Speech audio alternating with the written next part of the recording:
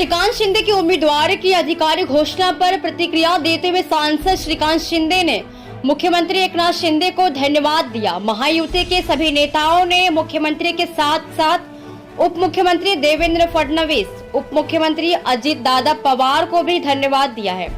कल्याण लोकसभा क्षेत्र से एक बार फिर से तीसरी बार आधिकारिक घोषणा हो गई है और इन दोनों स्थानों की घोषणा या तो ठाणे या फिर कल्याण में की गई थी। इन दोनों सीटों पर महायुति की भारी बहुमत से जीत होगी। नरेश मस्के एक साधारण कार्यकर्ता हैं और उनकी राजनीतिक गतिविधियां नगर निगम से शुरू हुई है।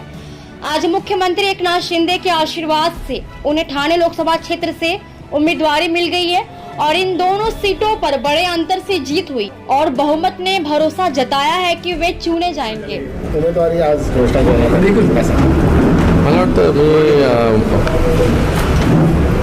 माननीय मुख्यमंत्री धन्यवाद व्यक्त करतो। सगळ्या महायुतीच्या सर्वच्या सर्व जे नेते आहेत, माननीय देवेंद्रजी फडणवीस साहेब असतील, अजितदादा असतील, या सगळ्यांचंही खूप खूप धन्यवाद व्यक्त करतो की पुन्हा एकदा जे आहे हे तिसऱ्यांदा या कल्याण लोकसभेमधून जे आहे हे अधिकृतरित्या घोषणा जी आहे ती आज झालेली आहे।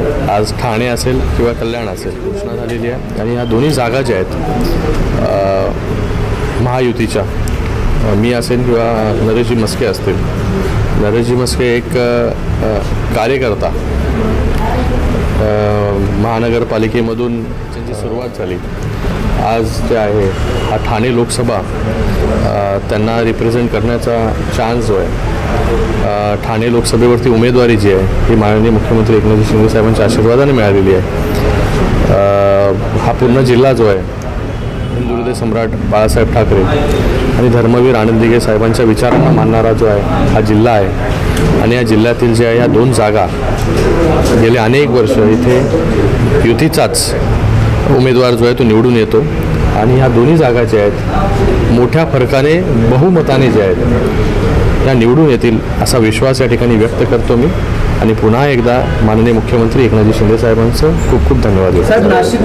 मला वाटतं त्याच्यावरती निर्णय जो आहे तो माननीय मुख्यमंत्री महोदय घेतीलच लगेच। आता मला वाटतं आता काही तासात आपल्याला नाशिक लवकर जे आहे हा निर्णय आणि महायुतीचे नेते मिळून हा निर्णय जो आहे नाशिकचा हा घेतील आणि आपल्याला लवकरात लवकर ते नाव देखील कळेल।